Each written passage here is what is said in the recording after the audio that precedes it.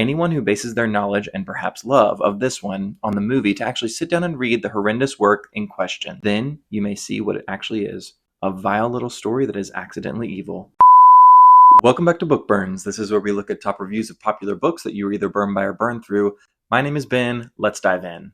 Today's book is The Wizard of Oz by L. Frank Baum. With an overall rating of 4.0 stars on Goodreads and 495,000 reviews, let's jump in with the 1 star. Sean says, simply put, an apt summary of the story would be, a little girl meets 3 freaks and goes on a killing spree in a f***ed up world. Indeed, the heroes of the tale aren't exactly what I define as good. For me, this book is an example of an overly hyped cultural phenomenon. Many people claim to love this book, but many haven't actually read it. I implore anyone who bases their knowledge and perhaps love of this one on the movie to actually sit down and read the horrendous work in question. Then you may see what it actually is, a vile little story that is accidentally evil. 2 stars. Brad says, it is so pervasive as to be the sort of children's propaganda entertainment, indoctrinating our children into the wickedness of ugly witches, the goodness of pretty witches, the innocence of naive young girls, the importance of home, and the need to accept that who we are and how we are is just good enough. I've been reading through some of the criticisms as I've been reading the book, and many critics see Baum's work as political or social satire. I tried hard to see it. I wanted to see it.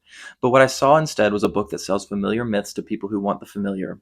It is a myth of goodness, quote unquote, a myth of class distinction, a myth of meritocracy, a myth of quote unquote evil, and worst of all, a myth of benevolent and righteous violence. 3 stars. Melky says, perhaps it is because the film is so ingrained in my head that I did not enjoy the book as much as I thought I would. It seemed a dull, dusty Kansas-tinged imitation of the brilliant Oz-colored memories skipping through my mind.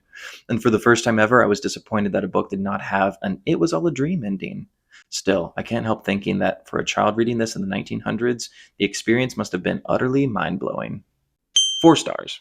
Emma says, currently filing a lawsuit with the Childhood Experience Department, Wondrous Fictional Classics Division over the fact that I didn't read this until I was a full-on adult. I love children's classics because they feel like eating candy that's good for you. They're sweet and fun and often magical, but also written all old-timey, so it counts as reading classic literature and it makes your brain bigger, guaranteed. 5 stars.